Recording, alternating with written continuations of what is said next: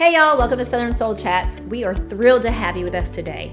As we prepare for season 4, we're taking a short break to reflect on the powerful teachings from our last season, First Steps. So last season, we dove into foundations of faith, where we explored who God is and his purpose for humanity. Now, over the next few weeks, we'll be revisiting real-life examples of people who have taken their first steps forward with God in their lives. These are past episodes featuring individuals who are on a journey of discovering a deeper relationship and trust with God, and their stories beautifully illustrate the transformation that happens when we align with his purpose. We hope these testimonies inspire you to continue your walk of faith. Hey y'all, welcome to today's episode. Today's episode is called From Chains to Change. And this episode, we are sitting down with our guest, Lauren Butler, who is generously sharing her journey, a story that's all about the ups, the downs, and the spaces in between. Think of it as a real life tale that mirrors those stories we've all heard about. You know, the ones filled with struggles, redemption, and a whole lot of resilience. So adjust your volume, get comfy, and join us for a chat that's all about life, lessons, and finding God in the in-between moments. So thank you, Lauren, for being here today. I appreciate you coming. Thanks for having me. I'm a little nervous, but I'm excited. That's okay. So at least, I asked you last year about doing it, and we were going to do it last year, but then it got shuffled and waffled, which I believe is God's timing. So I gave you plenty of time. Oh yeah. Been preparing ever since. I know you've been every night studying for it, right? Just writing. And I love that about you. Thank you so much. It means the world to me. So Lauren's story is very powerful. It talks a lot about her journey through some struggles in her teenage years up through her adult years. Just a warning, a trigger warning, I guess, is that we will be talking about some sensitive topics, drugs, jail, all the good stuff. And so if that's a trigger for you, or if you have children in the car while you're going to work, you might want to watch this, listen to it, whatever, at a later time. So there was our warning. That's all you get because we're moving forward. So it's going to be a great discussion. I can't wait. So Lauren, why don't you tell the listeners who you are and just a smidge, don't give it all away, just like a tiny smidge about who you are and what you do. All right. Well, I am Lauren Butler. I work for a nonprofit in Houston that houses the homeless. We offer case management to help people rise out of the mentality of homelessness. I serve with my friends at church, and yeah, that's my smidge. That's her smidge. And let me tell you, she's really good at what she does. And I'm not going to tell you how I know that, but I do know it. And I am grateful that she is working to help people get off the streets. And because what you do is really amazing. I don't know if anybody ever tells you that, but thanks. It's really great. So we're going to just jump into it. You ready? Sounds good. All right, great. Mm-hmm. So let's talk. So what I know about your story, all the things I know really start more in your teenage years, which pretty much are years that suck for everybody. Right.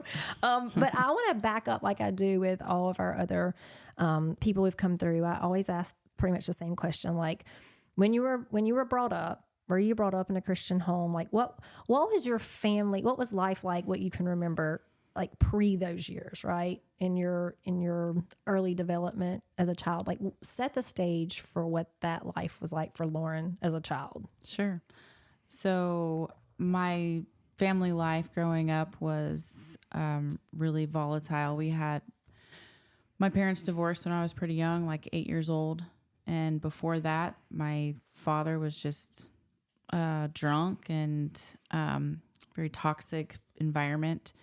There was not religion. The religion that there was, it went all over the place. So it started off that my mom would bring us to the Methodist church for Christmas Eve services, for Easter, etc. But then as I grew up, she turned to teaching me about evolution. She turned to that. And so I learned a lot more about the sciences of life. And she was not a believer in God for so long when it was just the two of us. And then it was my dad finally found Christ when I was a young teenager. And so he kind of tried to drag me into that as he fell into it really hard. So it just went back and forth a lot. There was nothing steady in my life that had to do with religion. So not really concrete, just kind of like visiting on the holidays Oh, yeah. and then whatever was a free for all. Yeah. I mean, sometimes I was at the Catholic church for holidays. Sometimes we were at the Methodist church for holidays. Sometimes Baptist, sometimes none. It was all over the place. So do you feel like, and when we get in your story in a second, do you feel like a lot of that was the basis for the teenage years? Like, do you feel like the home life, the up and down that a lot of that came from that, your childhood upbringing? Sure. Yeah. When I look at the psyche of it, for sure, I think that it has a lot to do with the choices I made later had a lot to do with how I felt unseen and unloved and just wanted to feel like I belonged somewhere. Right. Okay. So you ready to jump into the whole story? Sure. Okay. So you can start wherever you want to start. Okay. But I'm going to let you have it. Okay. So when I was about 15, I started dating this guy that introduced me to partying. And the partying for him had already escalated to something really serious, but I didn't realize it. And so before I knew it, I was trying things to keep his attention and because that's what he was interested in. And so I wanted him to think I was interested too, and so I suddenly started really hard stuff as a young kid, 16 years old. I was, doing cocaine and overdosed on cocaine when I was 16, went to rehab for, I think, 45 days or so. I had done pretty bad in school at that point for a little short amount of time. So when I finally re-entered school, the teachers that I had, luckily, they knew that they just believed I was not that person. And so they gave me an opportunity to make up for it. I somehow passed 10th grade, moved on to 11th grade, and found myself kind of getting into trouble, but not with drugs or anything. So my mom forced me to move in with my dad as a consequence. And it was a consequence. So your dad was your punishment. Yes. If that says anything. That's parenting 101. There you go. This is the how not to parent episode. But honestly, at the time, it's really what I needed. I'm so grateful for that time in my life because he was so hard. He was so hard on me and taught me some invaluable lessons. So I got my act together. And my 11th grade year, I really turned things around with my grades. I was doing better. I was in some drug youth groups and stuff with people, working. I graduated high school early because I just could not be there anymore. I could not handle it anymore. So I did whatever I had to that summer to graduate early. Found myself in a different relationship with somebody that was not very motivated, but it turned out we went into a long-term relationship with each other. We were young. I had no idea he wasn't motivated. That wasn't the word I was using for it then. You know what I mean? Yeah. I wasn't looking at right. like what this man could bring to my life. Just in the moment. Yeah. I mean, and it was 5 years. We grew up together, but in those 5 years we became very toxic. I ended up not finishing with college, dropped out because I was with this guy that didn't care about that stuff at all. He was using drugs again suddenly, and then I kind of fell into that with him. Started getting into trouble with the law when I was 18. Now, when you say getting into trouble with the law, yeah, what does that mean exactly? Yeah, it was so petty when I was younger, but started a record, and it started a reputation with the police department in Fort Bend County. So they had their eye on me. We were in Sugarland at the time. It was a small little town, and they were, they were everywhere. So, I ran from a party and somebody told on me, got caught. That went on my record as somebody who now runs from the police. So I've got an evading case on my record, which nobody asks you why that happened. I ran from a party. No, they just say, oh, you're going to run from the police. I got caught with pot, got arrested for that. But those little things that were on my record made a difference in my life. Jobs saw, even though they were misdemeanors, they saw that I was young and I already had a record. And so I was losing jobs. I was not able to get jobs. I was with, somebody who wasn't out trying to get jobs either. Wasn't out trying to get jobs. Yeah. Again, so grateful for the valuable lessons I learned during that time. And, so anyways, I ended up breaking up with him. Okay, so hold on. At that point, you said he had gotten back into drugs. So were you back into like drugs, or was this just like recreational? No, it was recreational stuff for me, but he was using pain pills and ecstasy and stuff. And I was doing some of that stuff here and there, but I wasn't snorting cocaine till I was dying. Right. Again. So that's a plus. Yeah. So you broke up and so now he's gone. You got all these things happening. So then I got sick in my early 20s, and we couldn't figure out what it was for seemed like years, but it was probably a year and a half. A lot of specialist doctors stuff. Finally found a doctor that figured out what it was, and I had quick surgery. I had 5 things they had to do during the surgery, and he prescribed me pain pills and Klonopin, and I was immediately addicted.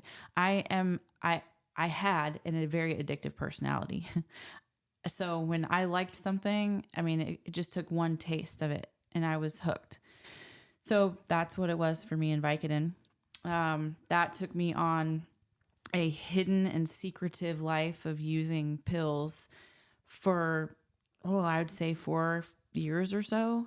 And nobody really knew I was doing it. It was really easy for me to hide because the doctors were prescribing it. Right. And they didn't question anything. They wrote prescriptions. If I came back and I was too early, they were like, no, that's okay. Still writing them for me. But my addiction escalated. And so I was, at that point, stealing things to sell, to get more than I, was prescribed. Taking things from my family members so that I could sell it to get more pills.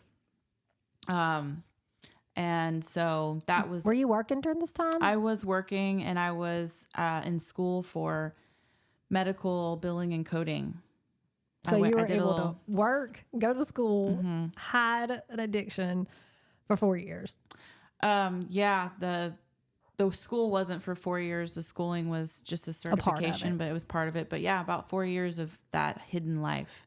Nobody noticed? Nobody noticed. In your personality? I think that I just had changed so much, so many times from like teenage years till then anyways, that they were just like, okay, this is just another weird part of Lauren.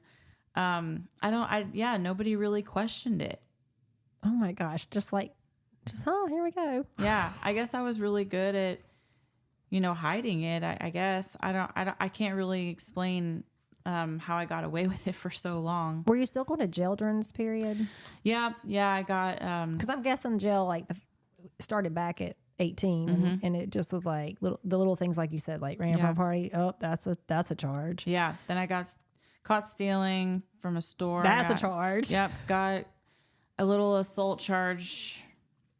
Yeah, there we assault go. charge. So it was a misunderstanding. I was at a store that I was stealing from, and the lady went to go. She had locked me in the store, and I was not accepting that. I'm like, you cannot clearly hold me hostage here, right. Okay? Especially to call the police. Right. Okay. So I went to go open the door, and she put her body in front of it, and then so I grazed her. And right. She said that I assaulted her, and somebody at the cash register had seen me graze her. I was not trying to hit the woman, But Yeah. I got a charge for assault. I was in the wrong period. Right. I was, no doubt. And so when they saw your record, I'm sure it was just Absolutely. like, really, Right. we're not Yeah. even fooling with you. right. Yeah. Even though they were petty charges, it really just changed my life so much. And so got the assault charge. Now somebody sees something on my record or I say I have an assault charge and they're like, oh my gosh. And I'm Right. like, I swear I didn't hit anybody. Surprisingly. I mean, gosh, people, can I just tell you the story real quick? Oh my gosh. Can I have you sign right here, officer, that I did not hurt anybody? Thank you. Right. Take this everywhere you go. I'm sorry. Yeah. Yeah. So That way to go, Lauren. Just get you an assault charge. There you go. Throw it in the mix. But but you're right. Cause like, so it's just being honest here. Like I've never been to jail. When I was in high school, I got really close to probably getting in a lot of trouble, but I got out of it. It was like when those same things. I was at a party. We all tried to hide and run. We got caught. They made us call our parents instead. Blah, blah, blah. Yeah, Right. But yeah. it could have gone a different direction. But like that's my closest run in yeah. with the police. Thank goodness. So for a person like me who doesn't think about that, right? Because it's never been a part of my life. I did way other stupid things in a whole different direction that shaped and modeled all my life. But as you're saying that, I'm thinking, oh my gosh, yeah, you don't think about that. Something that's small and there is a story behind it. It doesn't matter because once they slap that title that goes with that story, it follows you now. Yeah. Yeah. It's always a part of who you are. Right. The world has labeled me. Yeah. Period. Right. It doesn't matter about the little parts of the story they don't know. Like they automatically assume the worst. Yeah. Still to this day. Yeah. And even though that might have been a bad period in your life, which was like the worst period in your life, it still just always goes with you. Oh yeah, for sure. Yeah. Let that be a lesson, people. Okay. Please. This is Lauren and I giving you lessons today. Okay. So now we're hooked on, we got pain pills because we had a surgery. And for 4 years, the doctor just thinks you still need pain management. That's wild. And during that time, just like any addiction, trying to get more, there are more decisions that are made that are not great. Right. So here we go. And by now, okay, because what I know about your story is like you said, like 25 times you were in jail. Yeah. So are we talking about 25 times in a span of 18 to 25, 26? That's a lot of times. Yeah. Yeah. Some of them I don't have a charge for. Thank goodness. Sometimes they would just arrest me and Like under just, it's a possibility. no, I should have gotten a charge. But God's grace. Yes, thank you. But there were just times when there were things I was doing that they were trying to get me to help them figure out bigger fish. Right. And so I was just a small fish, and they just be like, Yeah. so thankfully I don't have go. 25 charges on my record, but I still have a colorful record indeed. Still seen it 25 times. Yes. There you go. Yeah. So all of this is mounting. We're mounting. You're 26-ish. 24. Oh, good. We haven't made it there yet. Okay. So we're 24. Yeah. So what happens next? So if somehow in there I got introduced to a different kind of drug, and it was Adderall, which my doctor also prescribed me because I told her that I needed it, and so she just wrote it. And so that took me in a path towards, all totally different drugs. And so something happened when I was about 24. I was working at a doctor's office and I got fired, and it was definitely needed, but it sent me into an identity crisis. I suddenly felt like there was no other direction I was going to go. I didn't know what to do. I knew that the people were going to come asking questions. My family members were going to be asking what happened. What's your next step? I didn't have an answer to the next step. I didn't feel like I was going to be able to, I just felt the weight of the world suddenly. And so I packed a bag and I left my house and I didn't return and I didn't call anybody. I went to stay with a couple of friends that I had known over the years, and they introduced me to methamphetamines that night. And that was the catalyst that eventually led to my imprisonment several years later. So I just packed my bags, left everybody behind, didn't call my dad, didn't call my mom, didn't call my best friends, didn't tell them anything. Just disappeared. Just disappeared. So, okay, up to your disappearance, were there people in your life who saw the ups and downs? Like they saw the job here, lost there. They knew the struggles. They saw, the different jail times. Like, was there any, were they trying to encourage or help or steer away? Or were you just kind of out there by yourself having to walk through all that? Like, was your family saying anything? Because, it's one thing, they don't know you're on pills for 4 years. They don't get it. But they saw all these other things. They had to know Lauren went to jail again. Oh, Lauren lost a job over here. Yeah. What were they doing during this period? So that's a loaded question because I think that, so my mom remarried when I was younger, and my stepdad started, he saw that I was, obviously he saw everything I had done, and he asked me to not be around his children. And that was when I was a young teenager. And I when I was still a teenager, and I understood that, but that drove a little bit of a wedge between me and that part of my family because he didn't want me around his children. Right. So it was a rejection. It was like another rejection. For sure. And that was already something you struggled with anyway. Yeah. So over the course of the next several years, as I'm doing jail and I'm making other bad choices and relapsing, getting sober, I didn't tell family and best friends or anything too much. I kind of isolated in that relationship. And so they didn't see a whole lot of that.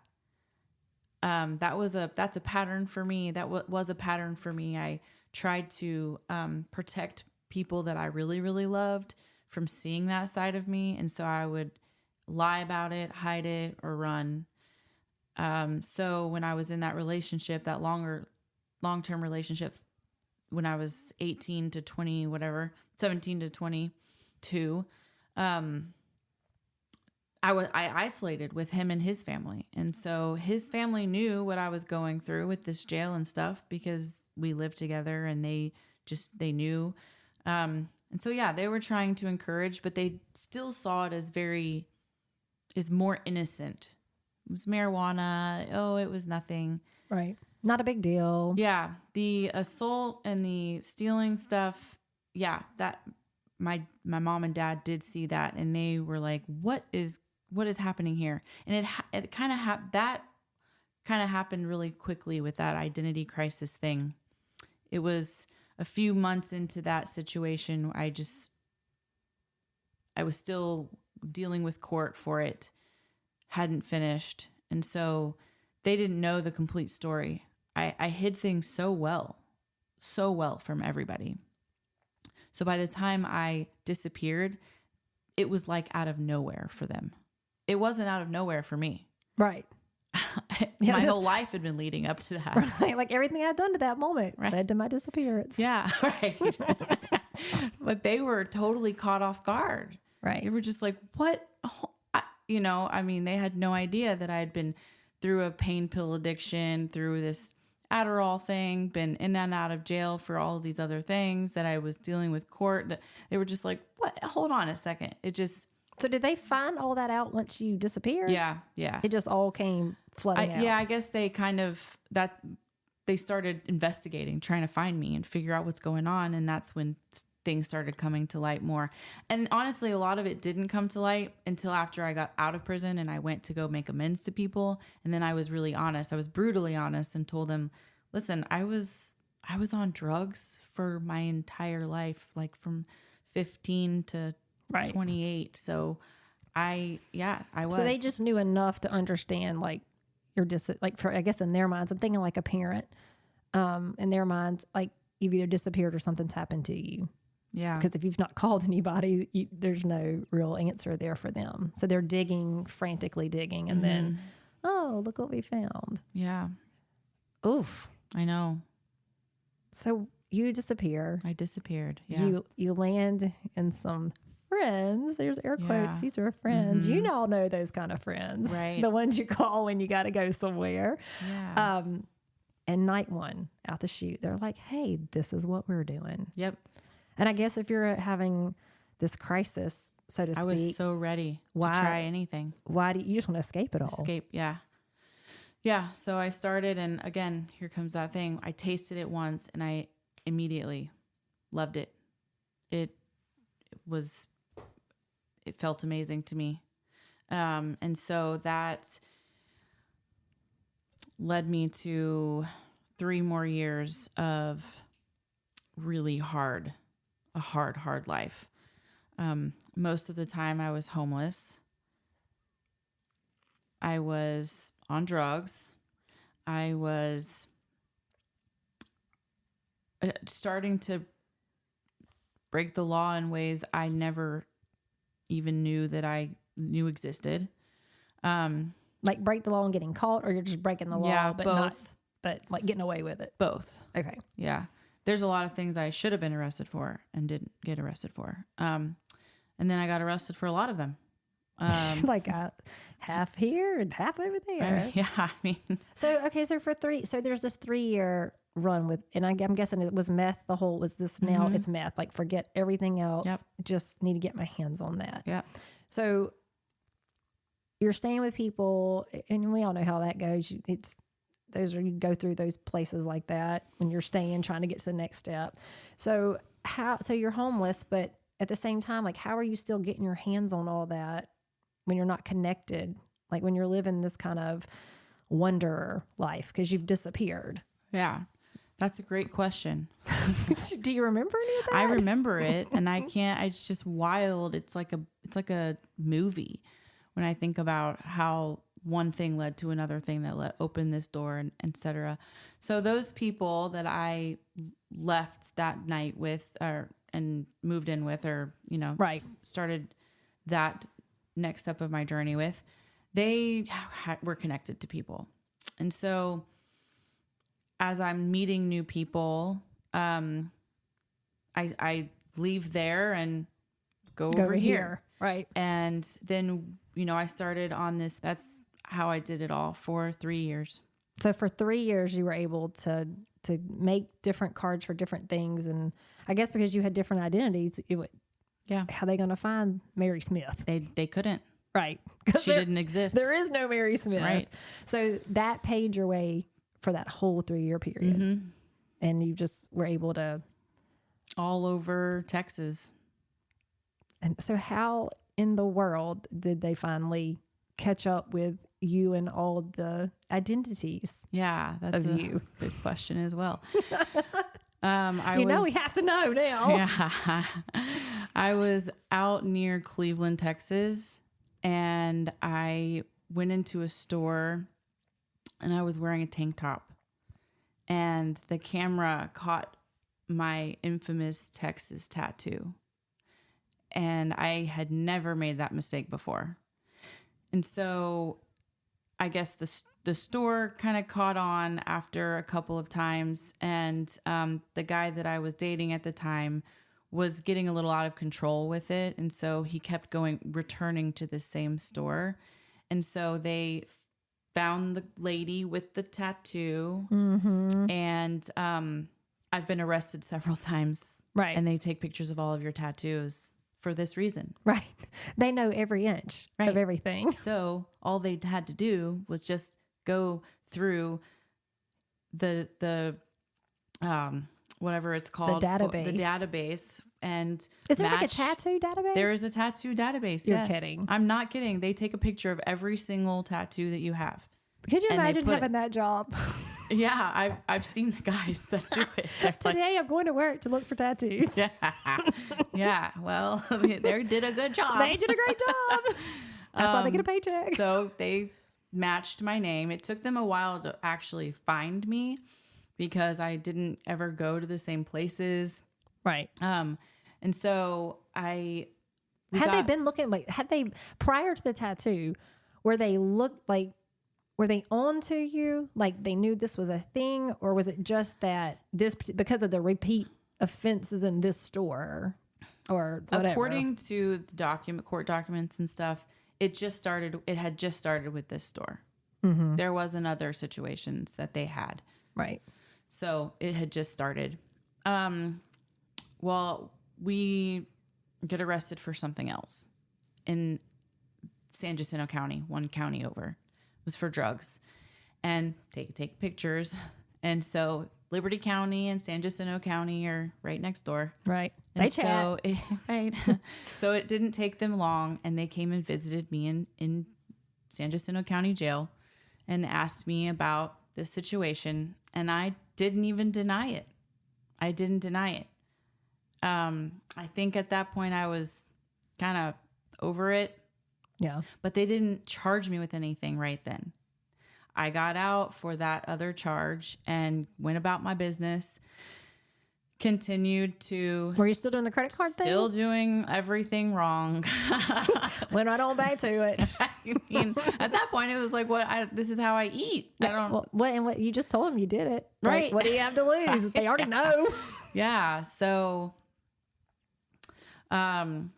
goes on for a little bit longer out there in I have that to side know of the how world. much longer. Like how much longer were you able to get away with this? Not too much longer, maybe 6 months or so. That's long. 6 months. I was in Polk County making more bad choices. I had moved out to Woodville, Texas. I don't even know where that's at. Yeah. No one does. No one does. So I'm out in the woods by, Indian reservation and stuff out there. And we go into Livingston and making some bad choices. The guy that I was with he was so dumb. I was too, obviously, but he was way worse.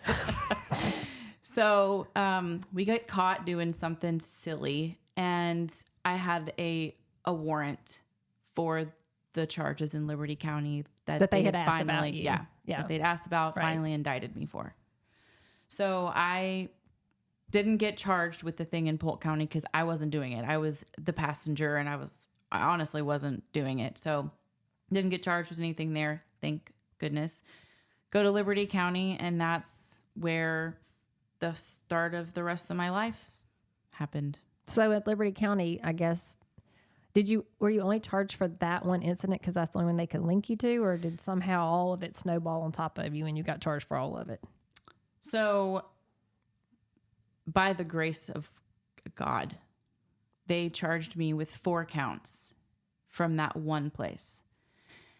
When I went to court, I'm kind of fast forwarding a little bit, but when I went to court for it, I said, I will sign for prison right now, today. I will not drag this out any longer, as long as I can make a deal with the DA that the investigation stops. So yeah, they can't go digging around. So they wrote me a promissory note that they would not. And so I signed for prison that day. So you didn't have to go to trial and all that. No, it was like, no. Sign on the dotted line. I'm not going to drag this out. I'm not going to cause more attorney fees, court fees. I'm not going to cost more in the jail. I'm ready as long as you do this. Yeah. Well, because I can imagine it would have been a whole lot worse if they'd have started really digging around. My gosh. 3 years of a lot worse. I can't even imagine it. Yeah. I can't even imagine it. Honestly, that was grace. Yeah, that was protection. Yeah, for sure. And I deserved it. I did. I deserved it. I just happened to get lucky and think to, can you make sure that y'all don't continue this investigation? Yeah, where did that come from? Yeah, like, who knows? I don't know. It was just there. Yeah. Thank the goodness. Yeah. So, okay, so you're in jail. Yeah. You've made that's pretty much like what, a deal. You've cut a deal. Mm-hmm. You've signed that you're going to go. Mm-hmm. Did you know, like, when you signed to go to prison, did you know, like, how did they tell you how long you're going to be there? Like, do you know all the info, or are you just like, yes, I'll go? Oh, yeah. Don't dig. The offer was 4 years.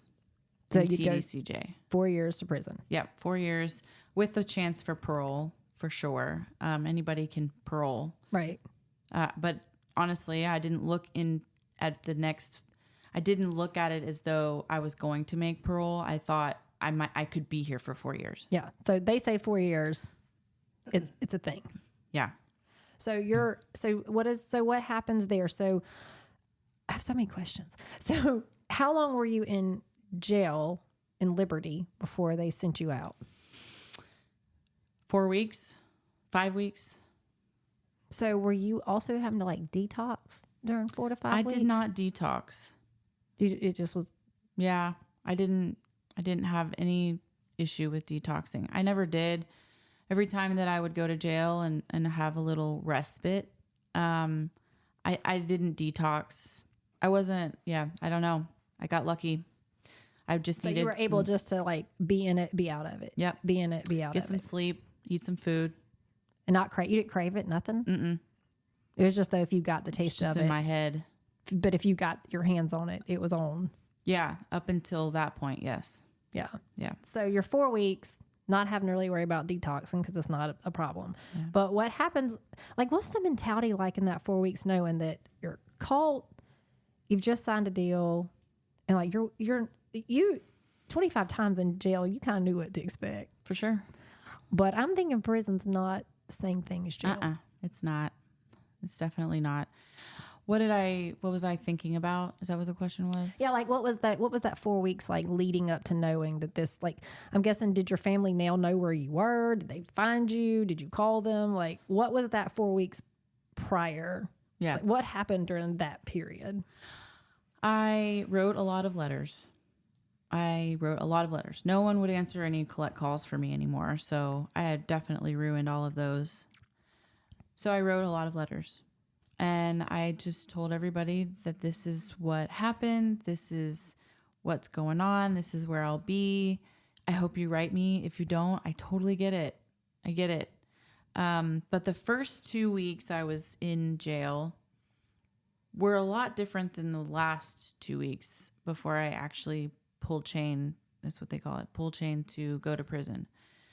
The first 2 weeks were before Christ, and the next 2 weeks were after Christ. So I was in there alone and had no assistance financially, didn't have anything going on.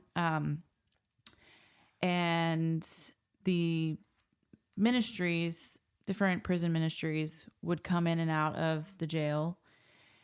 And they all did different things. Some of them brought Bibles, some of them taught, some of them sang. They all kind of did different things. And I was never interested in those first couple of weeks, wasn't interested at all. And then on week 3 or so, I told this story in the video, but I was awakened out of my sleep, and it's 2 levels. So I'm on the top level up there, second floor.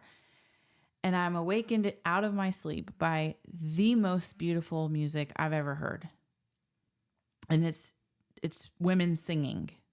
And so I go to peek over the ledge, and there's a woman she's a quadriplegic, and she's in this chair, and she's leaning back sort of diagonally. So she's not facing straight up and down or straight up and to the ceiling. Mm-hmm. And she immediately sees me and she doesn't stop singing. She doesn't miss a beat or anything. And I like ducked back really fast. I'm like, oh gosh.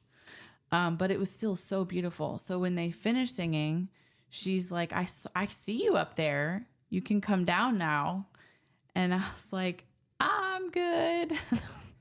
Thanks, but no No, thanks. I'm good. So wait a minute, was this normal that people came in and did this, or is this somebody who's also in jail? Like, No, this was prison ministries. Yeah, this is normal. okay, Yeah. They came in several times a week. and just did lots of different things. Okay, This was the first time I'd seen these two ladies though. okay. So I'm like, I don't have a Bible. And she's like, oh, we brought Bibles today. It's like, oh, goody. Be right down. Let me get my stuff together. Yeah. So I just, go on downstairs and I received a Bible, my first Bible. It's engraved with somebody's name in it, not mine. Doesn't matter. It's a Good News Bible. And we're reading through Romans. What a good book to start with. Everybody says that. That's so funny. Because it really is a good book to start with. And I don't recall exactly, but for some reason Romans 8 just comes to mind with it. And so we're reading through, and then they leave, and I'm glued, and I just keep reading, and then something just clicks in my brain, and I just knew that something had changed. It was a light bulb went off in my head. I went from, I'm looking at the paper, the Bible, and I'm thinking to myself, this all sounds just fantastical. This just all sounds like what a wonderful story. And then suddenly, I'm like, oh my gosh, this makes so much sense. It was no longer fantastical, like some fantasy story.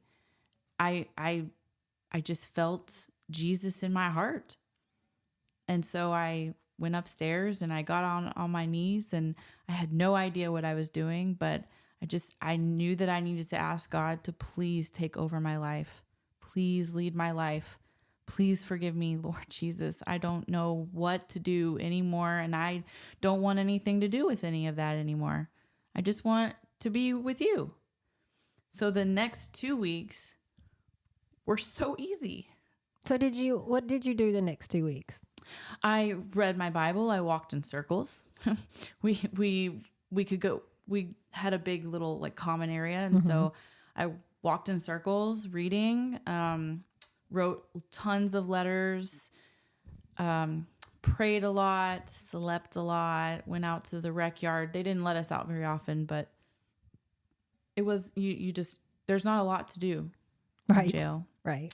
There's definitely less to do in jail than there is in prison, but yeah, there's not a lot to do. So I did a lot of reading. So when, like you say, the next 2 weeks were different, you mean more in the way you felt, the way you like saw things. Yeah. So like, tell me a little bit about that. Like, because I'm guessing the first 2 weeks it was, oh my God, I'm going to prison. What have I done? All the things I would think you would think if this had been your pattern of behavior, and now you're busted. Like, this is going to ruin my life, and what have I? I've never seen my family again. But then you meet the lady. You hear the lady. You meet her. She leaves you the Bible with somebody else's name, which I honestly think is such a good point. We'll come back to that in a minute. And then you read it. So where was your head then? Like, what were you telling yourself? What was the Spirit speaking to you? Like, explain that 2 weeks and what that difference looked like. Okay, I can start with this. The biggest thing I felt different about was sharing. So jail and prison, you're taught to be really selfish. Anything that you get, you need to keep, because there's not a lot of it. You don't have a lot of money. You don't have a lot of soap. And so anything that you have, you don't share with other people. People will start to take advantage of you. This is all things, jailhouse talk. People tell you these things. People will start taking advantage of you. They won't stop.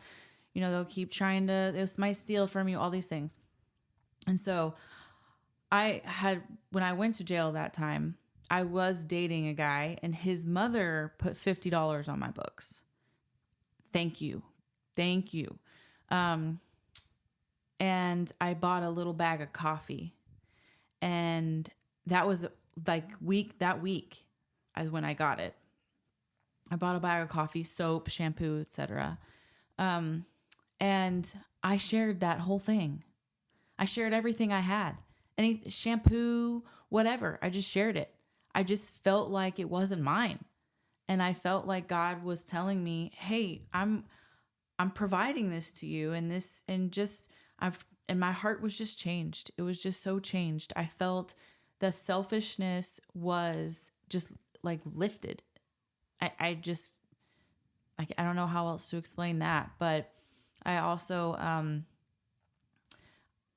obviously I felt a little bit of anxiety about what it was going to be like when I got to prison. And because I'm sure you're hearing a bunch of stuff. Yeah. I mean, it can't all be pleasant. No, none of it was pleasant, actually. I didn't think so, but I was just going to put it out there. But I didn't have anxiety like I probably would, like I know I would have without God there with me. I mean, it's like he was sitting there in the cell with me. And so... Well, the Bible says he was. Yeah, I know. And I truly believe it. So, yeah, it was a lot of self-talk about it's gonna be okay. It's gonna be okay. I don't know what I'm gonna do. I don't. No, you're right. You have no idea what you're gonna do. But you can figure it out. You're gonna figure it out. And I was writing a bunch of letters to family and friends, and nobody responded. And I got it. I understood that. Right. I wasn't expecting that. But it was a lot of just talking to them about my life before, the changes I had, and just telling them that I was sorry and that I just pray that they can forgive me one day, and that I can have an opportunity to show them that I can be different. So before we get into like the transfer, Yeah. So you have this 2 weeks of almost what sounds like to me is peace. Oh yeah. It's like for the first time in years, you have peace. Ever. Yeah. So here you are in jail. Mm-hmm. Oh my God, that's such a Paul moment. I know. Yes. In jail, experiencing more peace than you had in your whole entire life, and you were locked up. Yes. But that's such a Paul moment. Okay. That had just hit me. It just hit me so hard. So here's, I told you before we got started that when I was thinking about your story, and I was thinking about like women in the Bible and hard things, because we see a lot with men, right? It's always a man, and mostly a man in the Bible, and here's what he does, and here's how he falls short, and here's how God's grace comes, and then you see consequences, and you still see how God provides, but there are consequences. I mean, we see the whole story, which still replays to this day, just modern day in the Bible.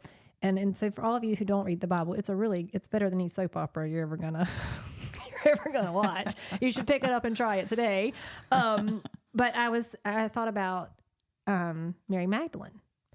And so I went on this little hunt on Mary Magdalene, because really there's not a whole lot said about her in the Bible. It's actually several places in the Gospels, just told from a different perspective. And I know I've said this last year, but The Chosen has really got me seeing all these folks in chosen time. I love it. Yeah.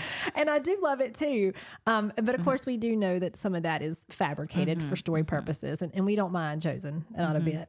But what it made me think about, even if I think about what it really says about Mary Magdalene, that Jesus had released 7 demons from her life. And what's interesting is that when you research her, time after time, the people who talk about her or go into more detail or connect scripture to her, they talk about how important she was. And I'm thinking, in my mind, I'm thinking about your story and that, and I'm going, isn't that crazy how somebody who was probably viewed by society with a record, I'm thinking if you're demon possessed, like if we just based it on The Chosen, and we saw these behaviors, right, and we just assume that's what it's like when you're demon possessed, you have a reputation. I mean, a lot of people say, oh, she was a prostitute. She was this. It's not even in the Bible. Right. There's no scripture that says Mary Magdalene, prostitute. It doesn't say that at all, nowhere. If you find it, please email me and let me know. But so there's a lot of assumptions. And I was thinking about just a minute ago, you talking about there's a lot of assumptions that were made about you. Oh, yeah. But then I take it back to my head about how important she was. And it said that some of the research read is that based on what it says about her, that she clearly had money because she supported financially Jesus' ministry. And from the point where he released the 7 demons out of her, her life was changed. She followed him. She was the first one to see him. When he came back, he revealed himself to her, the one who had been changed, the one who was no longer who the world said she was, but who he said she was. And I just, as you were talking, I was sitting here like, oh my gosh, that is such a Mary story. That, I mean, here you have this person in the Bible who by many were discounted and named by their actions. Yeah. But Jesus and all these people, Jesus held her. She traveled with him. There were the disciples, and then some of the accounts say there were just 3 women. Again, if you're watching The Chosen, it might look a little different. But, I mean, that's what he does. In those 2 weeks of you're different, he said, like, hey, Lauren, you're highly esteemed in my eyes. That's gone. Yeah. Like, you're going with me. Let's go. I mean, who else can do that? Nobody. Can your family do that? No. Family don't forget. Friends don't forget. The law sure doesn't forget. Right. There's a record with everybody. But you know who doesn't have a record against you? Jesus. Oh, Lauren Butler, forgiven. Yeah. Lauren Butler, redeemed. Lauren Butler, we're doing this different. Highly esteemed. I mean, it's mind-blowing to me.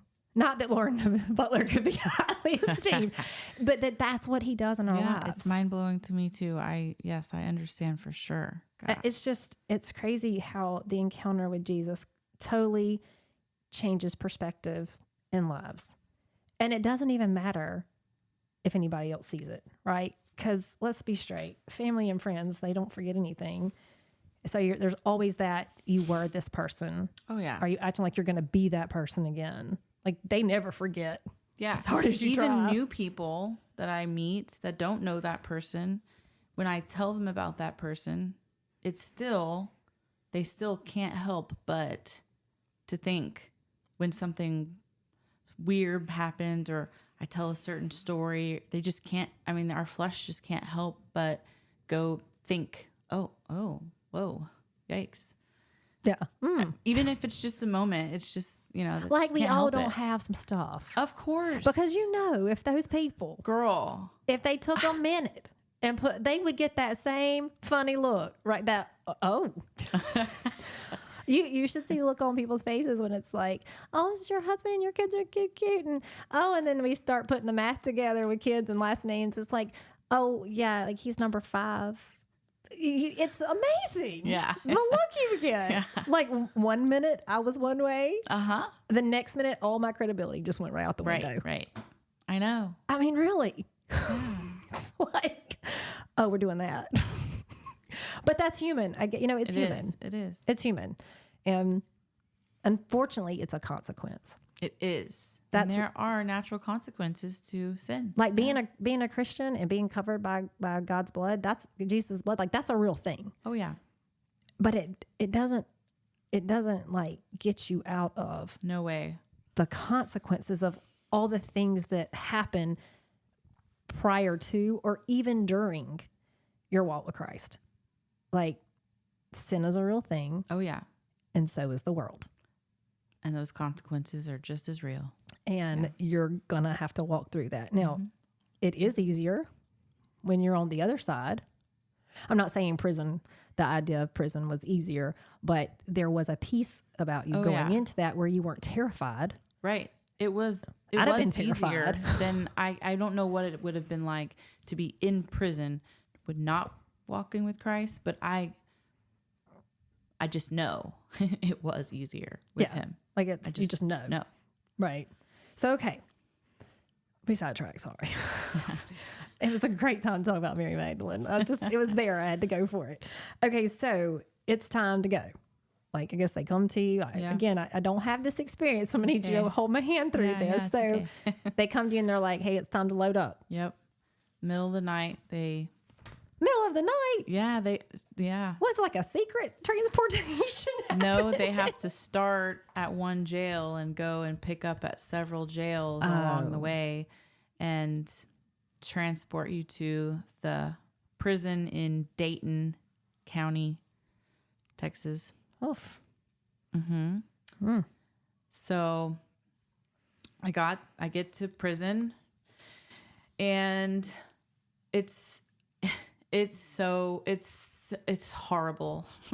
Prison is horrible. They did a really good job at making sure it was the worst. I'm pretty sure it's a deterrent, right? To get people to stop coming back. Yeah. But I've met so many people that was like their 7th time in prison. And I know I'm saying this after saying I've been to jail for 25 times, but prison was different. Right. And I just can't imagine going back there. 7 more times. Or 1 more time. Right. So the funny thing about that, though, is after you get through like that initial intake and I get to the pod, that prison in Dayton is an intake prison. So it's the prison you go to until you see parole, until they figure out what the next prison is that you're going to. Oh, wait a minute. Hold on. Yeah. This is a multi-prison. Yes, so you don't just like get there and like hunker down. No, you have to do it. They should teach this in high school. I know. Like this should be a class. Like, here's what we need y'all to know because you don't know this. Those details are bad about the intake process. So I'll skip that. Yeah. Thanks. Yeah. We'll just say it's bad. You don't want to know. No, you don't. Go Google it. Oh my gosh. Yeah. So I finally make it to the prison I'm going to go to, which is in San Saba, Texas, the pecan capital of the world. So how long were you at the first one? So I saw parole after 3 weeks, and then it was another about 3 weeks, and I made it to San Saba. So why do you have to see parole? You just got there. Yeah. So you see parole pretty much right away when you touch down. At least that was most of us do. Right.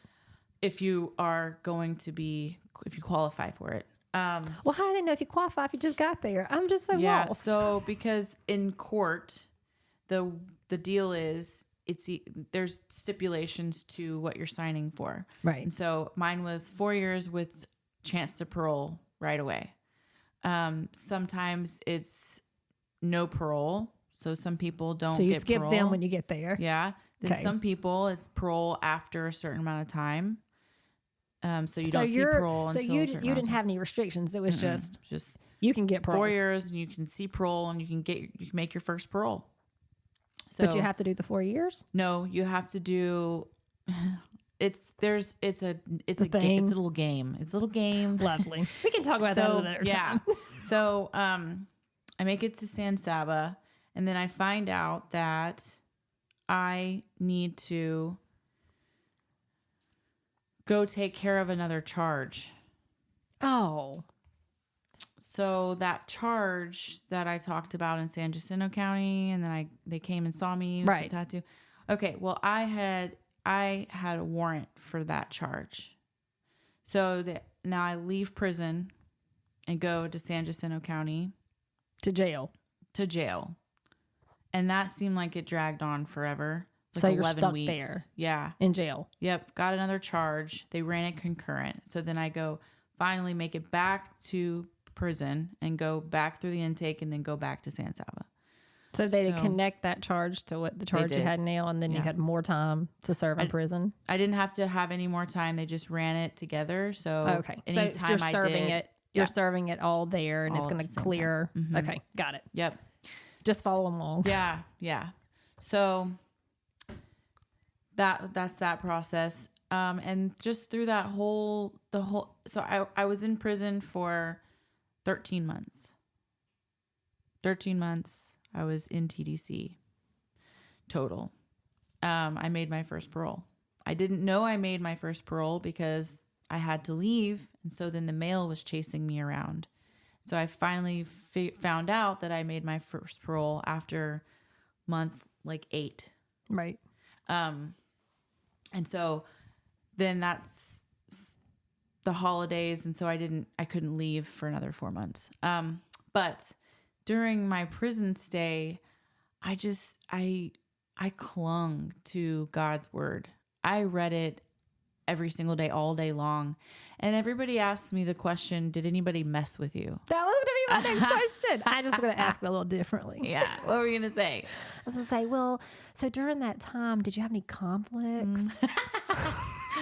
Well, just asking for a friend. But no, seriously, because this is prison. Okay. Yeah, This is yeah. prison. It cannot be, you cannot tell me, even though you did get kind of shifted back to jail, which is not prison, but that you sat there and read a book every single day and just everything just was going by you, because that's not what you see on TV. I'm just saying. yeah. TV's lying. Dadgummit. So yeah, if you're not engaging in those conflicts, then you are just reading a book all day. Not necessarily just a book, but Right. So I went to Rec Yard and did Zumba classes. I did yoga and worked out right there in my cell. Do you have a roommate or a cellmate? This was a 26 woman pod. So there was 26 of us in a really small room. I could. So you didn't, it wasn't okay, so I'm envisioning They're jail, all I different. guess. Yeah. This prison was bunks Mm-hmm. and then rows Gotcha. of people. So Some you're prisons are free. So different you're than that. free to wander in that space. Walk around in that space. You're not just stuck behind. Okay. Now I'm up to Thank speed. goodness. But it was so close that you're laying down, you just reach out and you're touching Right. somebody. So it's not like a lot of space here. Right. But yeah, I drew, I wrote, I read the Bible. I would read some books every once in a while, if it floated around. Was prison ministries, was that a thing? Were there people coming into? Were you able to be reading your Bible but connect to those? I didn't connect to the ministries very much, but they came and we got to worship and stuff every week, sometimes twice a week. Yeah. So that was prison ministries rock it out too. They are amazing.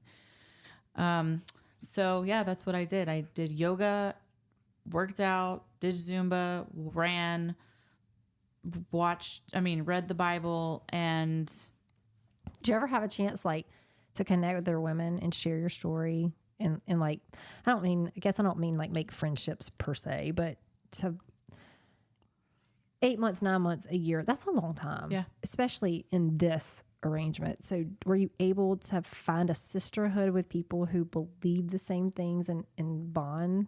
yes, To have that, is that hard to do there? it's not very hard to do, because when you're sitting down in your bunk and you're reading the Bible, people notice that. And so the people who are interested in it, we connect for sure. So yeah, we often had Bible studies together. We talked about, hey, what do you think this means? Talked about our experiences with coming to Christ, what our walk had been like so far. Mine was very short. It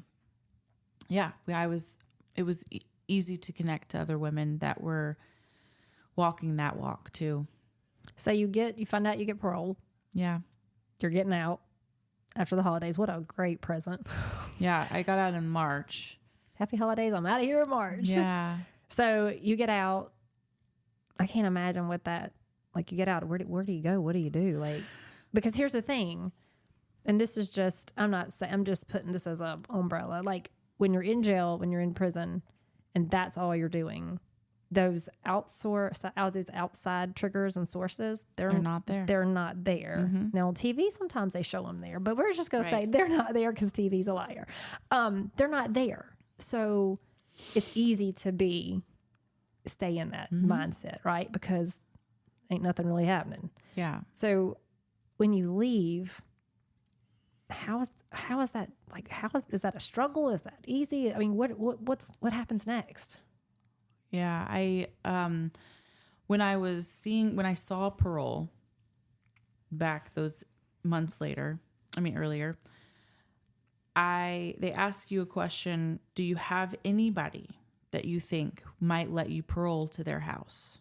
And I was like, no one's going to let me come to their house. And they said, why don't you just think of 2 people? Because you don't know. You don't know until we ask. Maybe they say no. Doesn't hurt anything. So I gave him my mom's information and I gave him my dad's information. And I was like, this is a joke. And I wrote my dad and said, hey, I gave them your information, but I'm not expecting anything. Same thing to my mom. I never got any responses. Right. I got a response. Still no mailbag. I did get a response. My mom came and saw me. My mom came around. She wrote me once or twice. She did put some money on the phone every once in a while after I'd gotten to prison. She came all the way to San Saba to see me. And she did help me with some food and stuff. And that brings up a good thing. I wanted to say that it was still the same in once I made it to prison with the shampoo and all of that. I didn't have a lot. I did not have a lot. But I would share with anybody who needed it because you get 4 bars of lye soap that is this big and that thin, and that's it. You don't get anything else. And so we're washing our hair and our bodies with lye soap. And when you're in Texas heat, I don't know about you, but most of us ladies, we need something more than that. Right. Okay. Yeah. So I'm feeling what you're laying when down. people would come in, they couldn't go to commissary for weeks. So they were just using like water to wash their hair. So I would share anytime anybody asked, and I never ran out of shampoo.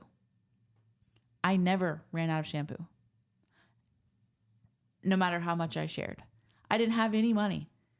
But like the story of the woman in the Bible, the widow in the Bible, who the guy, he says, yeah, you used to keep filling it. Yeah, the oil never ran out. Yeah.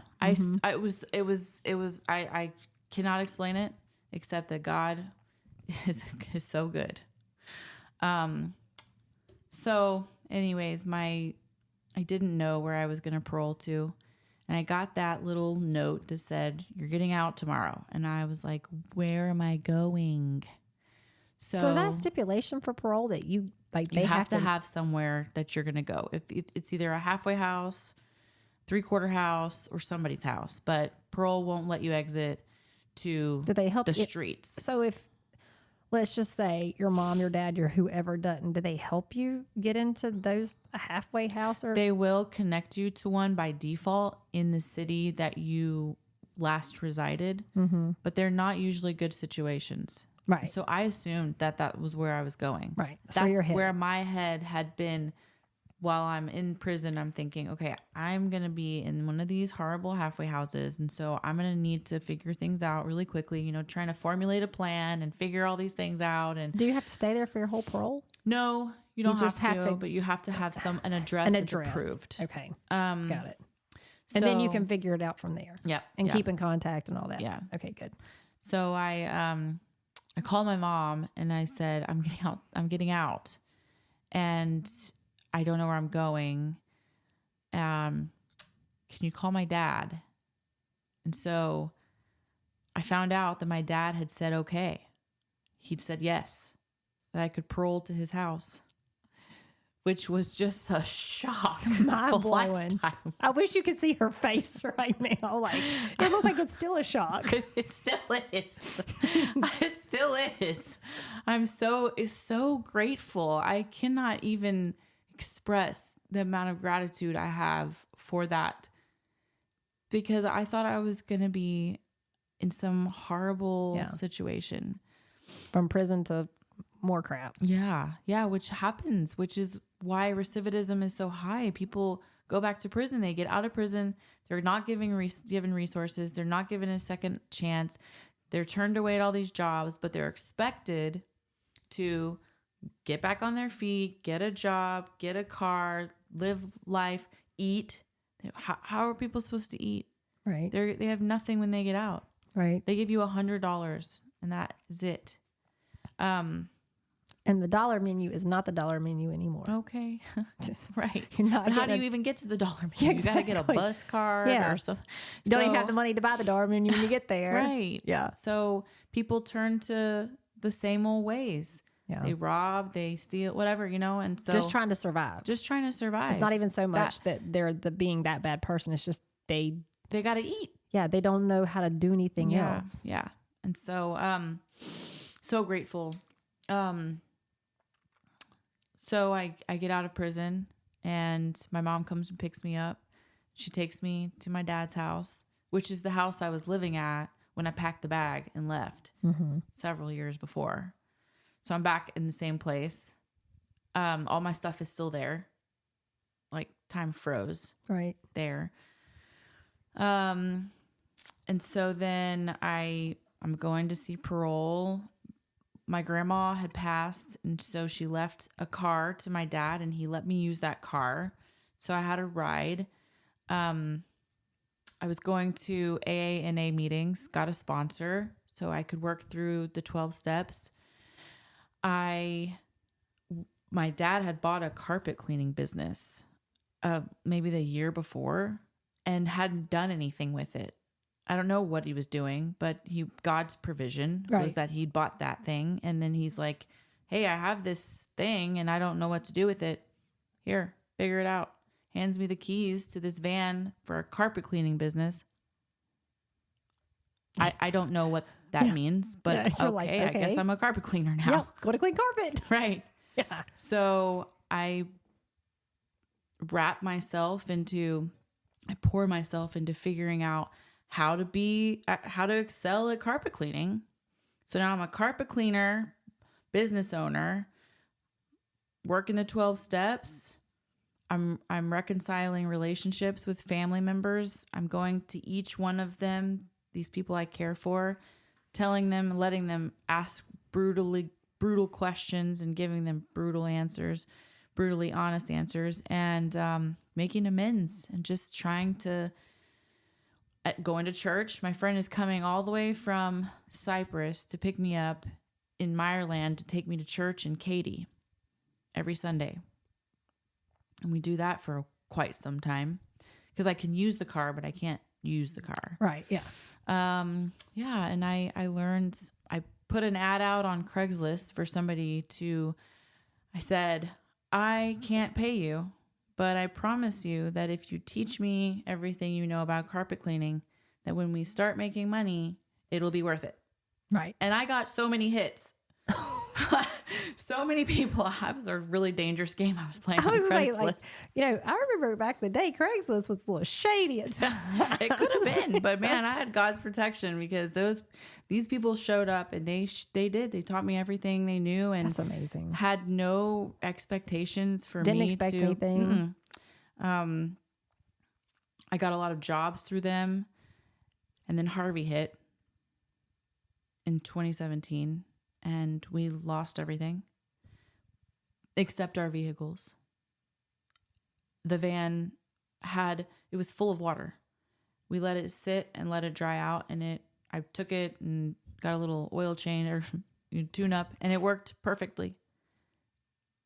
It was unbelievable. Yeah, and I'm going to church out there. I'm getting more jobs, getting more going with this business. And I had reached out to my friend that I went to high school with. Actually, we weren't even friends. I don't know how I know this chick, but I know we went to high school together. I had reached out to her when I got out of prison because I'd seen that she was in the nonprofit world with the homeless. And I said to her, hey, I want to do something with my life that gives back in some way. And I don't know where to start. Do you have some suggestions or advice? She said, well, we don't have volunteer positions, but usually if you're trying to get into the industry, like as a job, they usually pull from their volunteers. So go to Star of Hope or something and try to get a job. Try to volunteer with them. And I just kind of let that go. I was trying to live my life again and get things going. And I couldn't drive into downtown to volunteer and stuff. So you needed your hours to pay like bills. Yeah. Right. Yeah. So Harvey hits. The next about 10 months later, she messages me again and says, hey, we're hiring. Do you want to come interview? And I was like, I just got out of prison. Yeah. It's like, can we talk for a minute? Yeah. She's like, no, that's cool. We hire people. We give people second chances all the time. We love to hire people that have records and stuff. I was like, well, good thing. Guess what? I have one. Let me show you. She's like, can you just tell me what it is though? Just so I know what I'm working with. And I list it off and she's like, oh, okay. Come interview. She's like, oh, mini records. Just, you have your own. Yeah. Oh, just kidding. No, but she wasn't kidding. That. And I went to interview and, he offers me a job. Right there. Yeah. And I said, whoa, now I've worked all this time on this business and put so much into this. And I hate cleaning carpets. I don't know if you've ever cleaned carpets with professional hoses and all of that, but going up the stairs with 100 yards of hose, up 3 flights of stairs or something, and with like wand and chemicals and all this stuff, it was so hard. Not glamorous, but it was so good. Right. God was really challenging me in this season to say, are you willing to do whatever I give you? Are you just going to say you're too good for this? Right. But think about it like this. Have you ever thought about it like this? Because this could just be my brain. I'm so sorry. But like he put you in the cleaning I hadn't thought business. of that. And not just cleaning, like cleaning. Carpet is nasty. Yeah. Yeah. I mean, like disgusting. Oh, no, I know. Gross. If you haven't ever looked under your carpet, don't. Just let me do you a favor here. Yeah, I'll tell you what. Don't, because you'll be buying brand new carpet quickly. It's gross, but he put you in the cleaning business, Lord. Cleaning carpet, which is nasty, wet, murky, stinky. But what do carpet cleaners do? They clean the mess, and it's fresh, and it's new, and it smells good. Yeah, yeah. He put you in a business which was similar to the business he was doing in your life. I had not thought of it that way, but that is lovely. I mean, who else does that? Yeah. I think like you didn't realize it then, but if you looked back and thought of it that way, like, look what he was really teaching you. Like as you're cleaning carpets, as you're putting your life back together and you're cleaning out the trash and the murk and the dirty of other people's lives, I'm cleaning out your trash and your murk and your dirt. So good. And as you're carrying all that weight up the stairs, I'm going to take your burden and I'm going to carry it now with me the rest of the way. I mean, that is beautiful. Yeah. That is beautiful. That he put you in the carpet cleaning business that your dad bought and didn't even know why. Yeah. Yeah.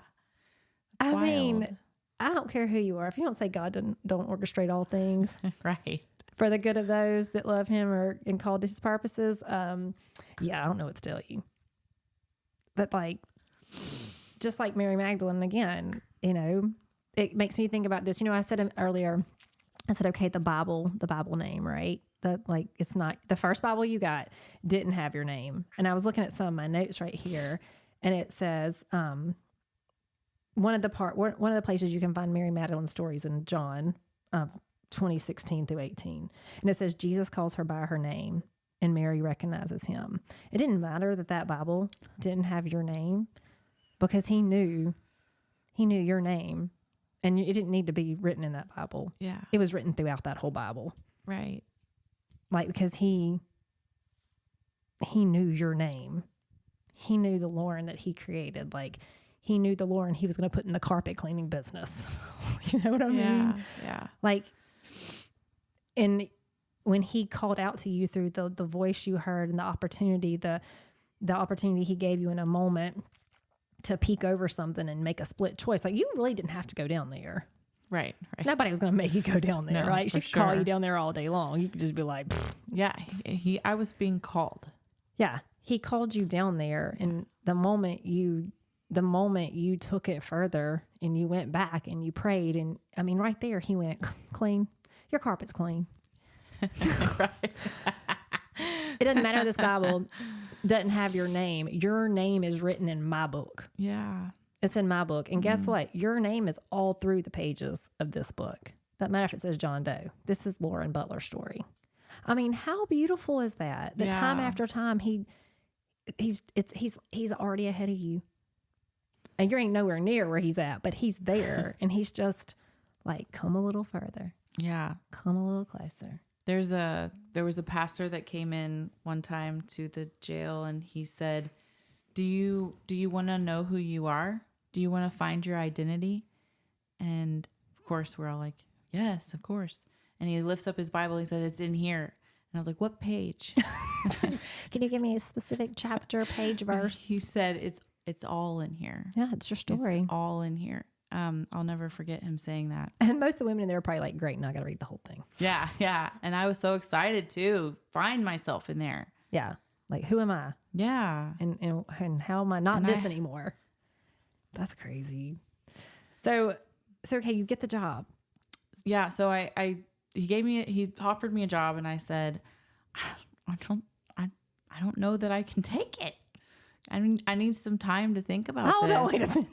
I know. This is great. I know. You get an opportunity to get a job with a record. Yeah. A for real record, right? And you look at this man and I'm like, Well, because I really was trying. I didn't want to make any rash decisions. I wanted to get confirmation from God. And while I'm sitting there next to him and he's offering this to me, I didn't have time to ask God that moment. And I felt like God had really helped me with this business. And are you wanting me to just put that away? I don't know. And Right. So hold on, let me pray on this. And so the guy who's now my boss, he says, why don't you come volunteer for a day or 2 or 5, whatever, just come volunteer and see if you like it. and this is the same place Lady just told you. We don't really have volunteers. Yeah. We don't really He do said, that. do a ride along with somebody. And so I scheduled a ride along for the next day. And it was with somebody who is our housing navigator. That's her title. And it just so happens to be that was the day that she was going to a shelter to pick someone up and their belongings, take them to their new home, and give them keys that day. So I get in the car. To volunteer. I get in the car with her. We go do this. And by the end of that day, I said, absolutely, this is, I've got to be a part of this.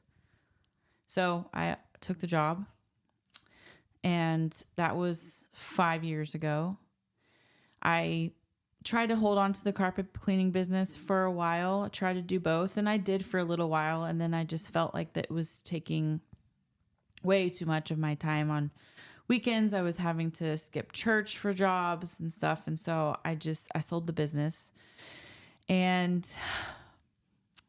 let's see, where does that lead me? That was 2019. COVID happened. So 2019, that's later. get introduced to the Met. and my best friend who had been taking me to church in Katy, after Harvey, she moved me out to Cyprus because she was a property manager out there and I needed a place to live immediately, and she had a vacancy. So I'm living across the street from this big old church. And I was like, yeah, but it's one of those big old churches. One of those mega churches. One of them mega churches. It's not really a mega church. I but it's know, big. right? But to me, it was, Right. Oh, you yeah. know? Yeah. And we were in the student building, and we were in what's now the hub. Mm-hmm. So she's like, just come with me a couple times. Gosh. So that. Oh, was that because the church was getting renovated? Okay. Got it. So that weekend, that next week, they were launching the singles Bible study. And I had just been talking about how the other church, I was the only single person left there. So I was in I was shopping around or whatever, if you will, for somewhere that there was more singles. Right. Because I just needed to be spoken to a little bit more. So they were launching a singles Bible study. And I'll never forget Rachel Patterson. She, I'm standing, I go to sit down and I'm like in the back, and she's way at the front by the stage of the big sanctuary at the student building. She looks straight at me and she just beelines and comes like all chipper. Hi, I'm Rachel. Are you in a small group? And I was like, oh, no, I'm good. Thank you. You're so nice. And she's like, come on, let's get connected.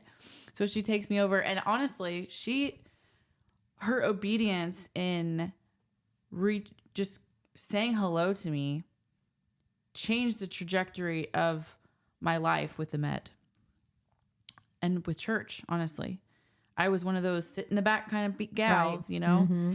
So then I get connected to the singles Bible study, and we launched that. And, we were doing that for a while, and then COVID happened, and COVID is COVID. Yeah.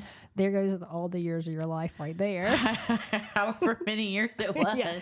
Along Are with we everybody out of it else's. now? Yeah, I don't ask that question. Don't ask.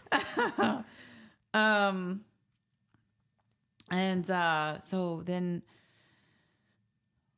I met Brad Kilgore through Jeremiah, his brother, who was one of the singles Bible study leaders, and we were in small group together. And Brad kept telling me ever since the first time I met him, he was like, "Got to start a singles group. I mean, a small group." And I was like, "Hold on a second, I don't even know what that means. Right. Like, back off." And for another year or so, he said he would say that. He would, every time, "When are you going to do whatever?" And I was like, "Who are you?" I know. Get over it, man. Yeah, right. So then he catches me in the hallway before service one day, and he's like, "Hey, I need you to think about this thing, Region." He hands me the stack of all of the books, and he's like, "Just read through them. Just see what you think." And I'm like holding this big old stack of books like, Thank you. okay, I guess I will. And Catherine had reached out to me and said, "Hey, we're going to start this ministry, and we just kind of want you to be at the table, see what that looks like." I had never been in any kind of ministry. Yeah, I've never been at the table before. What is that even? Why? Right. Why am I here? Right. But I did it. I prayed on it, and I got a really big confirmation during a devotional a couple days later. So we started that. We've been doing Region now for a couple of years. Seems like several years now. Yep. It'll be 3 years in April or so. Yeah.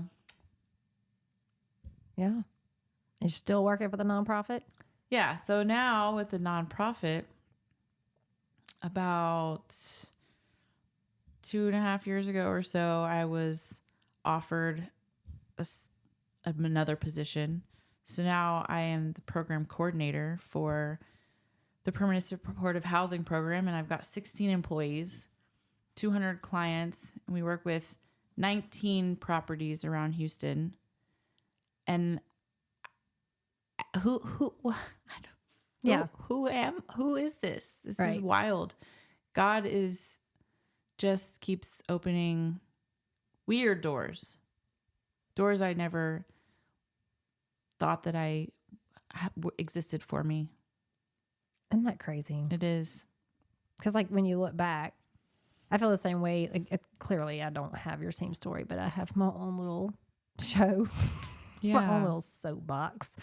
But you look back and you're just like, what did I do to really deserve any of this? Like, Yeah. I'm sure there was, lots of times when you were really disappointed in me, and really I didn't choose. It would come to that split in the road, the fork, and I'd always choose the other. Wherever it would put me or position me better, or wherever I thought I was going, because you think you know it all in your 20s and some of your 30s sometimes. But then it's just like, I did a Bible study at the church, and I can't remember which one, so I'm really sorry about that. But it talks about how there are times in life where God is still so very faithful when you're not. And it's not because he owes it to you, but it's because it's his nature. Yeah. To just be that faithful. Again, it doesn't protect you from consequences. It doesn't cover up what you did. You still got to do your business. Like, you still got to handle your business with him and with others, and whatever that looks like, whatever your consequences, all of our consequences look a little different. But that his nature is just to be good. Yeah. Even when you're not. And it blows my mind because as a human, it's not always in my nature to be good when other people aren't. It's not my first go-to. Right. Like, I treated you like crap, or I did this, or did that, and I'm just like, oh, let me still be good to you. I'm getting better. Yeah. I'm growing. Like, that's an area of growth. I've come leaps and bounds. I can tell you that. But that's his nature. Just even when it's all going to crap, and you just keep doing stupid thing after dumb thing after this thing and that thing, and that you look back and you look where you're at, and you look back and you just go, why? Why? But I mean, the why is because he loves you. The why is because he wants to be in relationship with you. The why is because he wants to walk with you, and he has a purpose for everybody's life. I mean, from day one when you were born, he already had a purpose for your life, and he was faithful to walk through the journey that you needed to go on. But because you were obedient, just like what you said about Rachel. Rachel was obedient in that moment. In the moment where the call came, you were obedient. And because of your faithfulness, he didn't just erase prison from your life. He didn't just like fix all your relationships because you wrote some letters. But he started doing things in you and growing you and repairing you. And then the fruit of that comes out. And I mean, seriously, the goodness of God, man. I know. Yeah. Like, it's amazing. And I always hate when we do some stories and, people have like jail or prison. I always feel like listeners go, well, I mean, I'm not doing things like that. I didn't do any of that. It doesn't matter, because like when you get to heaven, sin is sin. There's not going to be a line for everybody who went to jail and prison, and a line for everybody who cheated on their husbands, or like, we're all going to be there together as one big group. Right. So the theme here is not that, oh, Lauren went to jail and prison. And the theme is that Lauren's a sinner, like I'm a sinner, and God covers with grace and mercy every day. Because I'm guessing, Lauren, that getting out of prison, even though all these great things happen and God has clearly had his hand on you, there were still struggles. Yeah. Yeah. I mean, it sounds great that here's all the things, but if somebody had to really walk in your shoes from the time you walked out of prison to today, there's sure been days that were very hard, that have been easy to maybe consider doing something else. But because you stayed so close to your Bible and you made connections, you made it important to be in church, you made it important to think through, like you said, like, what an amazing obedience to know that you just got out of prison, get offered a job, and instead of I'd have jumped on it like crazy. I've been like, yep, and I'll figure it out later. Yeah. that you said, can I think about it? Because I don't want to do anything else that is God's hands not on. Because I done been there. Yeah. And how many people don't do that? Like, I am guilty of that still to this day. I will do something and then be like, gosh. Yeah. Oh. For sure. And then I got to go back and be like, dear Heavenly Father, I did it again. Can we talk about it? Yeah.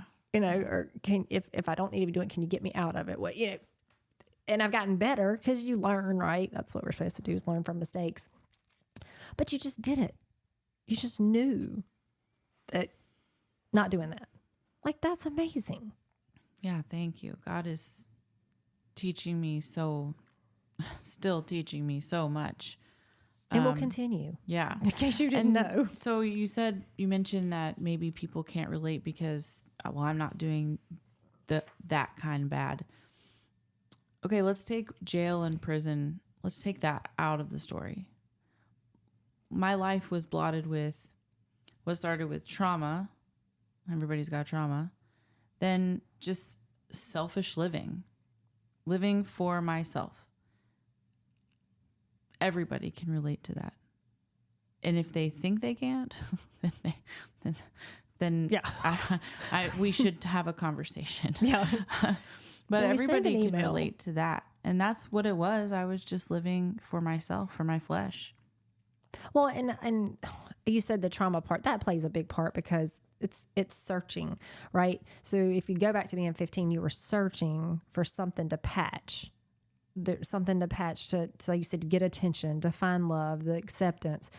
You'd come through trauma, and that's unfortunately the consequence of other people's sin in life. I mean, that's what I like to call generational curses.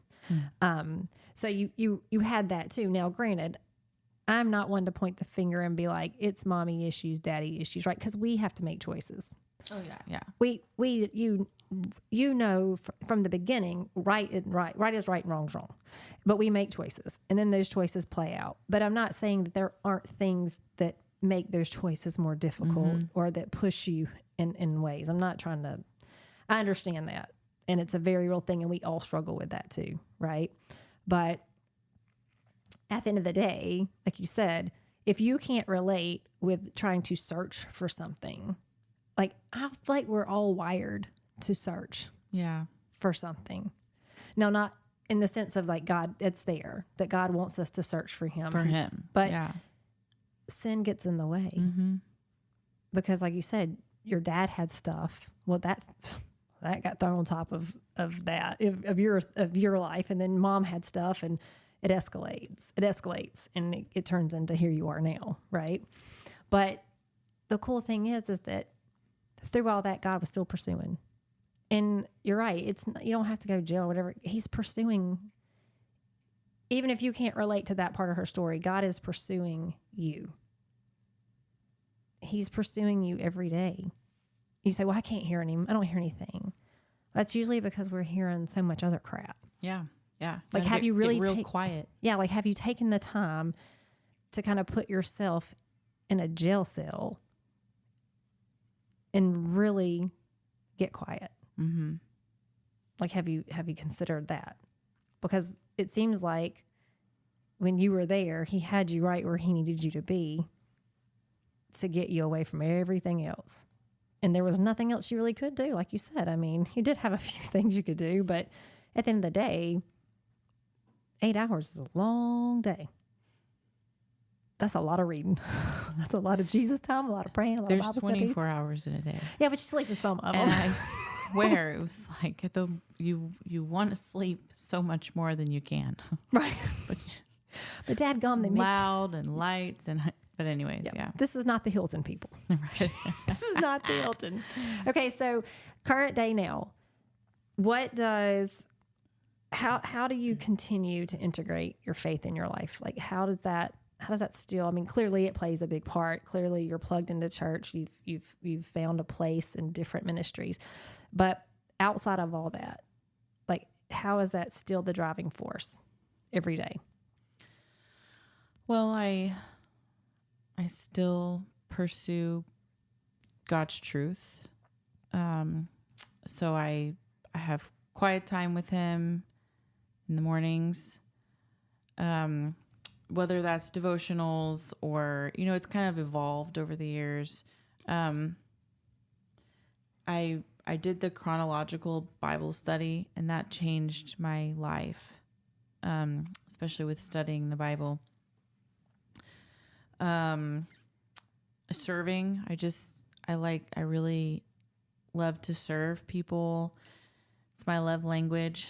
But at work, I've found a way to, it's a nonprofit, and you have to just be careful anywhere, right? In work with how much you bring your faith to the conversation.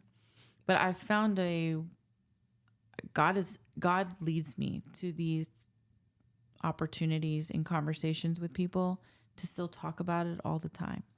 I love that. I know, me too. It's like the loophole. It's wild. I don't know how only God can get away with it, because there have been probably times when I've crossed what they would say is the professional line where in regards to my faith being brought up, and God's protection, God's been there. And so he just brings it to my heart. And so the fact that I can go to work and serve, because God has made me to be that kind of person, and still bring him up as often as I can. He's woven into every part of my life. And I know that people say work is work and personal life is personal life, but you're at work 8 hours of the day.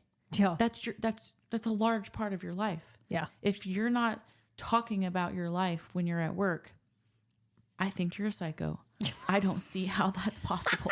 Exactly. I don't understand people who I don't want to talk about my family life at work. Why? I want to talk about my family all the time. Right. I want to talk about my friends all the time. I want to talk about God all the time, because this is my life and that's my life. And so, right. So how do you sit in a cubicle and not do any of that? Right. I don't get it. And so I don't sit in a cubicle. And so maybe that would be different. I thank you, Jesus. I don't sit in a cubicle. He knew you couldn't take it. Right. But yeah, I've just been so blessed with being able to weave him into every part of my life. So what is the future like for Lauren? Like do you have any goals? Is it just every day is a new day? So, or is there anything brewing on the horizon out there for Lauren?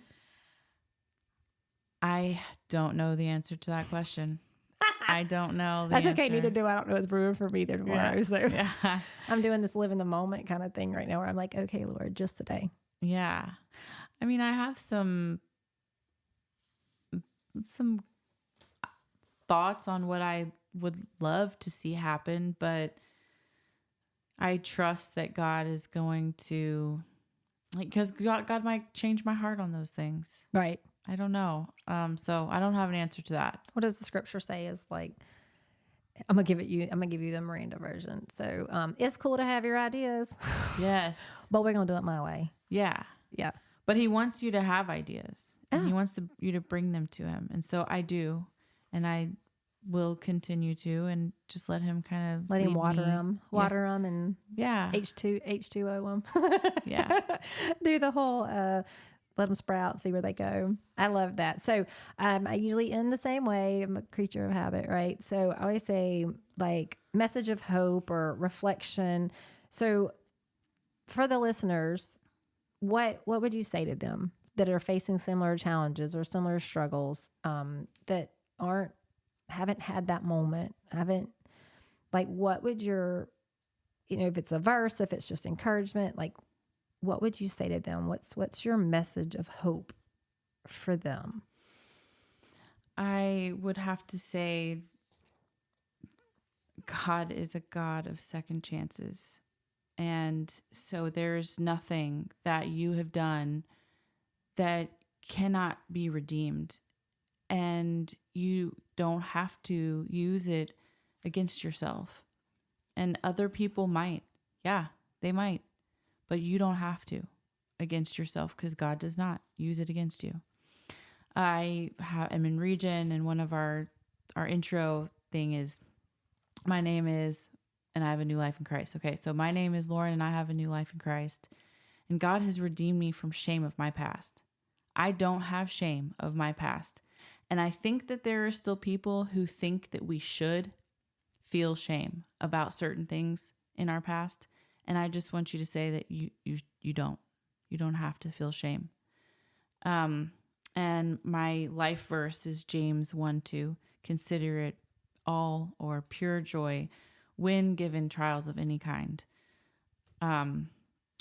Life is not peaches and rainbows all the time.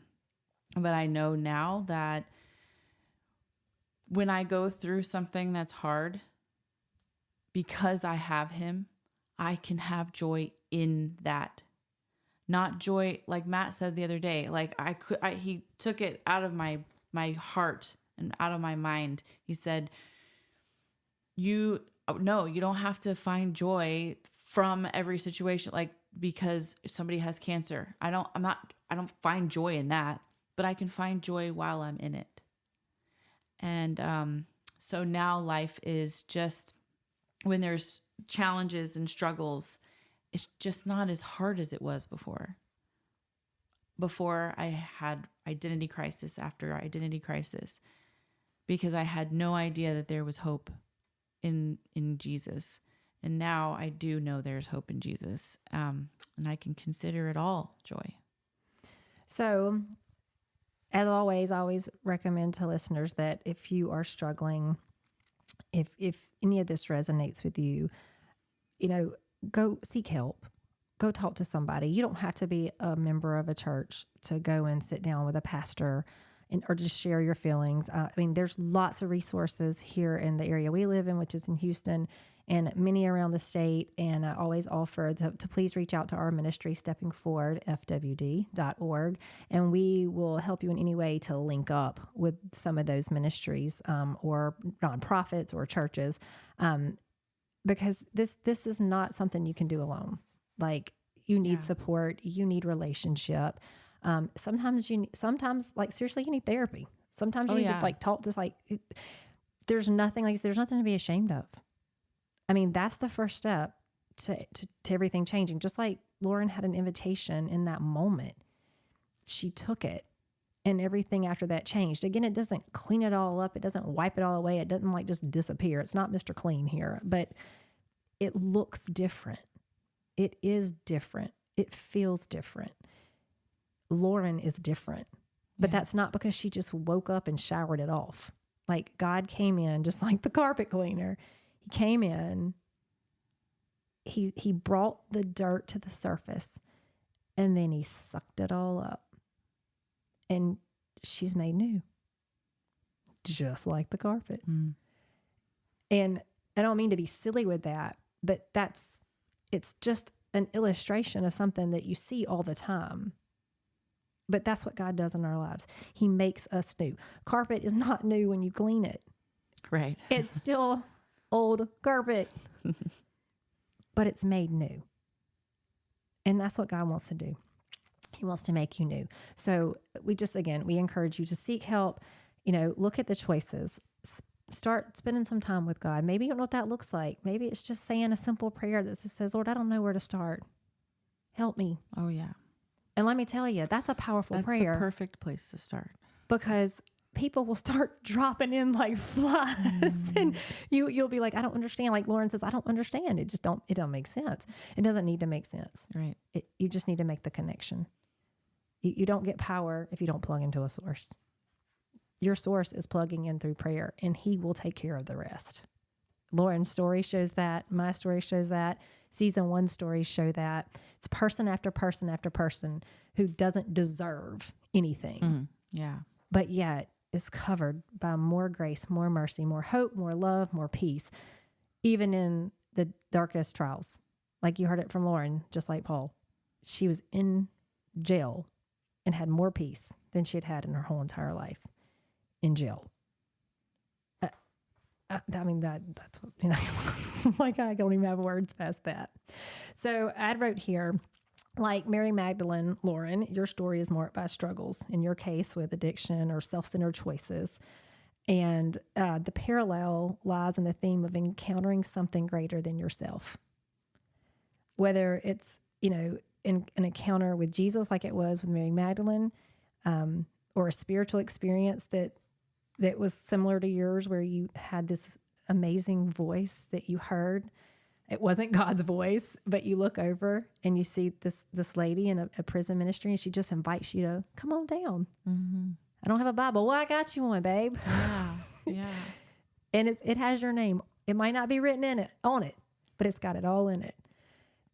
So either way, these things lead to positive transformation.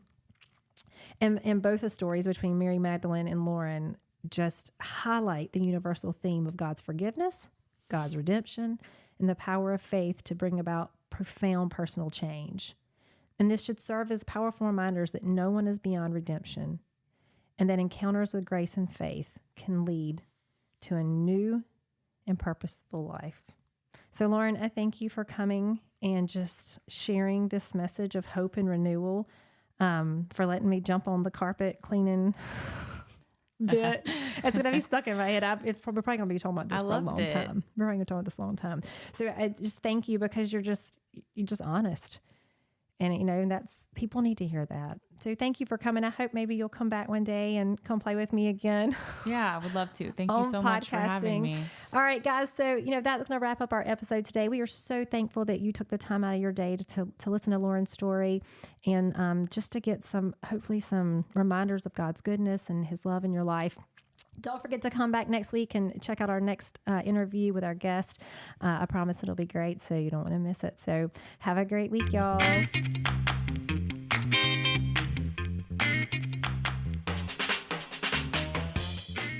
Thank you for joining us on today's episode of Southern Soul Chats.